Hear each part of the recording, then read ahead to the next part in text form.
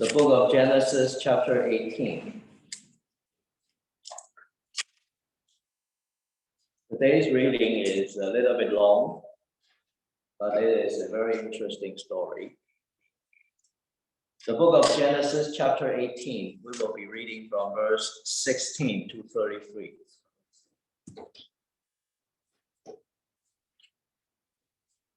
Then the men set out from there, and they looked toward Sodom. And Abraham went with them to set them on their way. The Lord said, "Shall I hide from Abraham what I am about to do, seeing that Abraham shall become a great and mighty nation, and all the nations of the earth shall be blessed in him?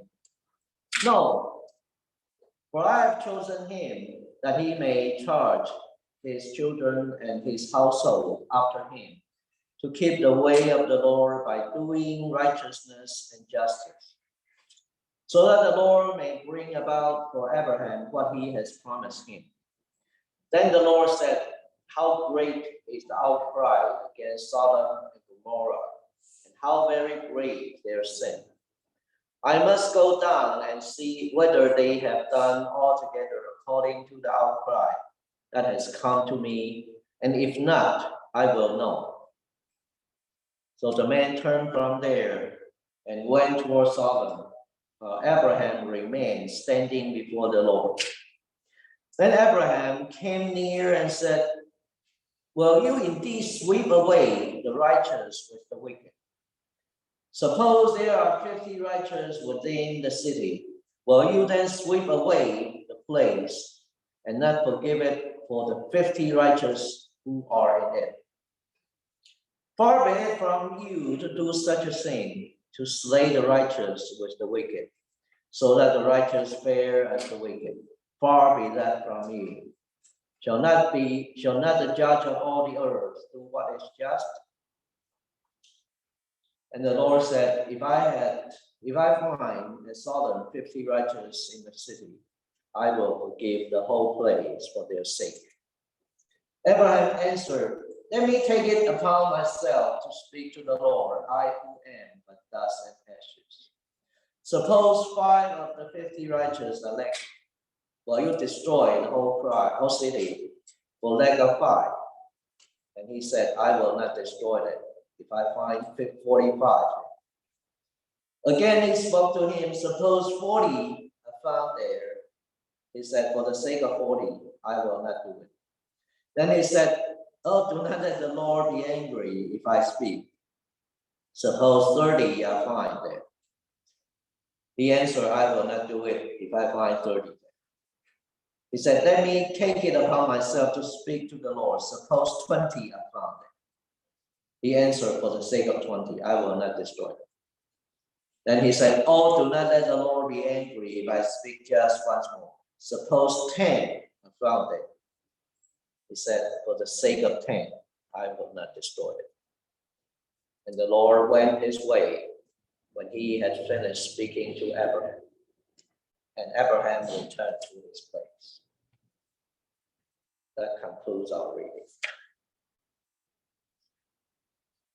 Let me take it upon myself to speak to my Lord, I who am but dust and ashes. Abraham made that magnificent confession in Genesis 18 when he tried to bargain with God. You know how he bargained. God planned to destroy the sin city of Sodom. But Abraham suggested that if there were 50 righteous people in the city, God would not destroy it. The wish was granted, but Abraham did not stop there. He continued his bargaining by repeatedly lowering the number. And so, how about for the sake of 45?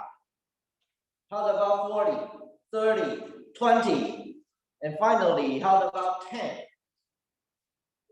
Each time, God said he won't destroy the city for the number that Abraham suggested.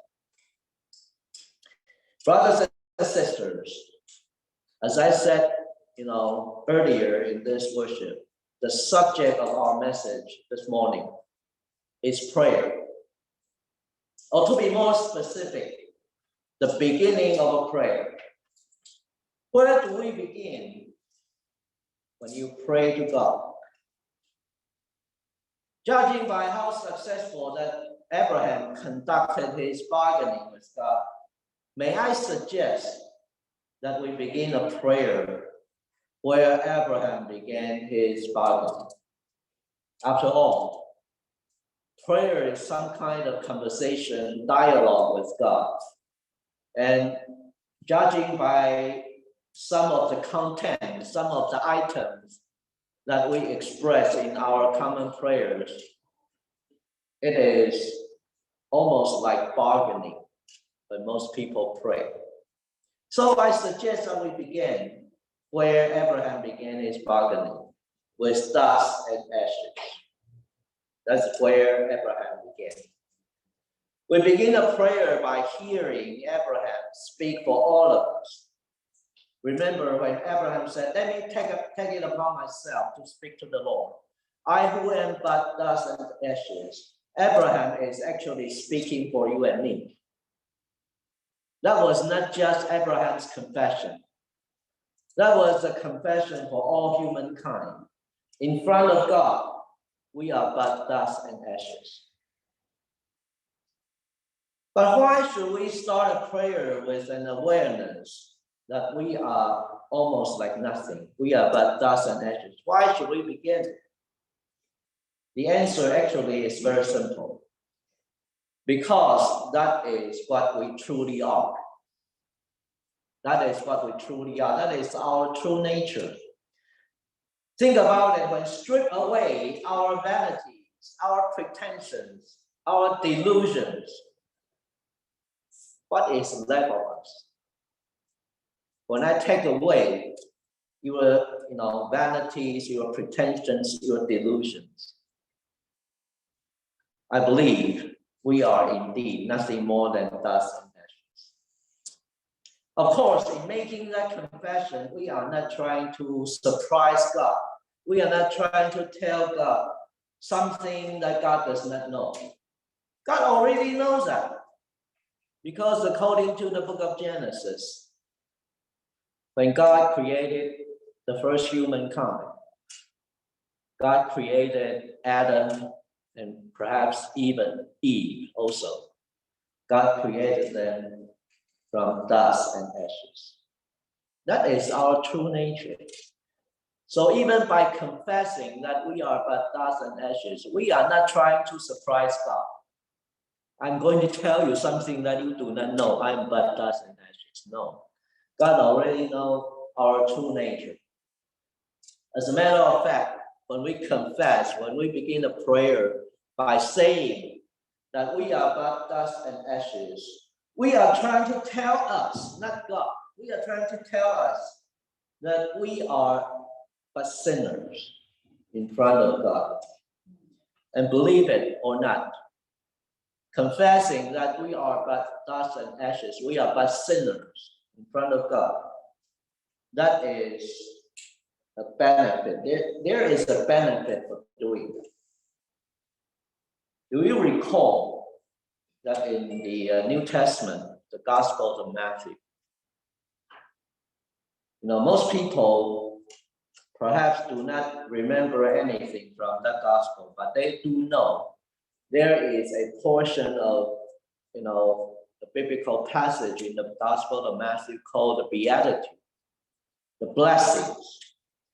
Do you still remember the number one item in Jesus' Beatitude? The first item. Blessed are the poor in spirit, for theirs is the kingdom of heaven. Blessed are the poor in spirit, for theirs is the kingdom of heaven.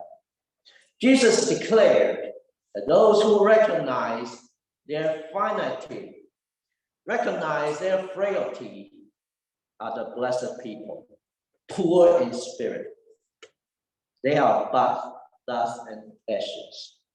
They are going to inherit the kingdom of heaven. That is why I suggest when you confess, you are almost like nothing.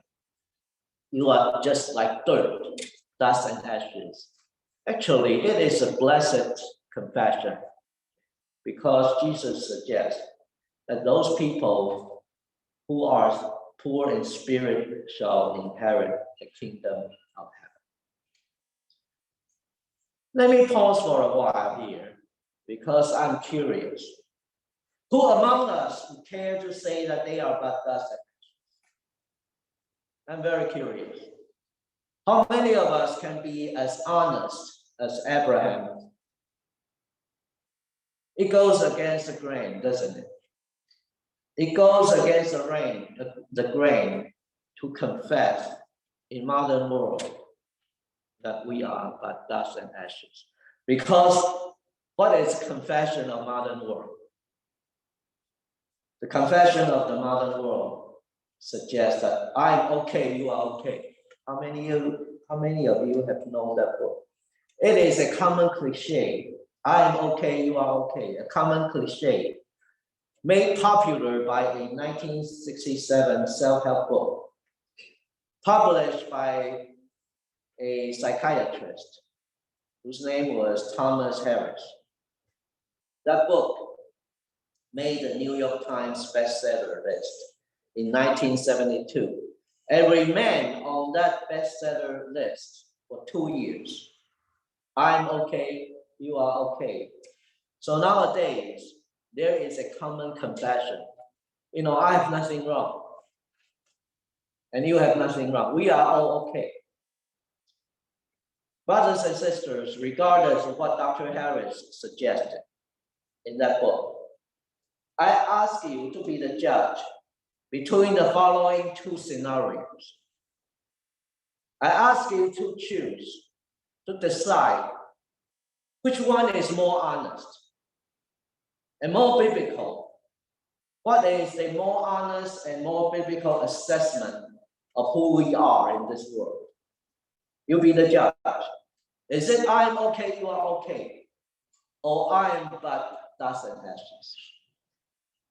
Which is the more effective icebreaker when you try to engage in a genuine conversation with God? If you are trying to talk to God, what kind of attitude will facilitate the conversation better? I am okay, you are okay, or I am but dust and ashes. And ultimately, you'll be the judge again. Which one rates to be the more successful strategy? If you need God to grant your wishes in a prayer. When you are trying to ask God to do something for you, what kind of self-awareness will be more successful for God to grant your wishes? I'm okay, you are okay, or I'm but dust and ashes. I think you know the answer, especially the third one.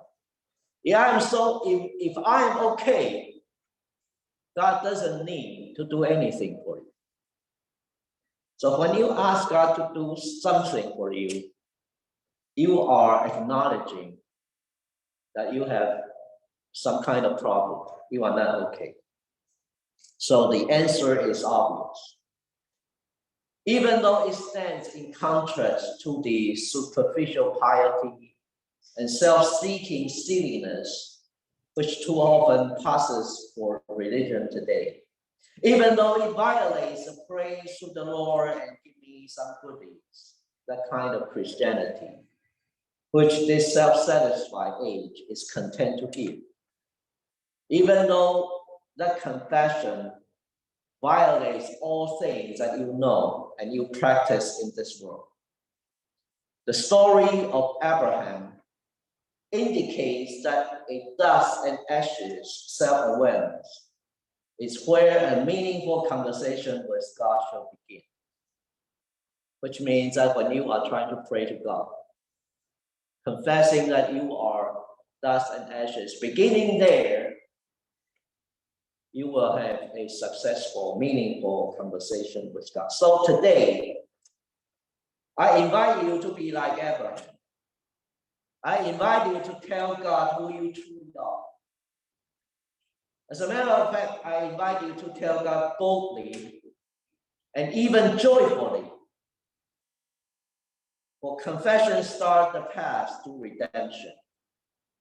Confessing that you are dust and ashes. That is the beginning of redemption.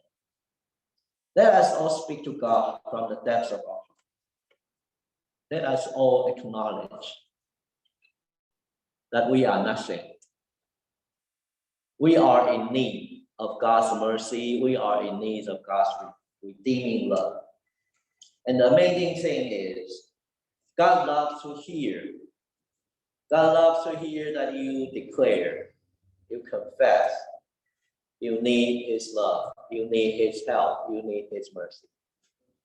And God is always there to listen to your prayers if you begin at the right place. I will turn to the town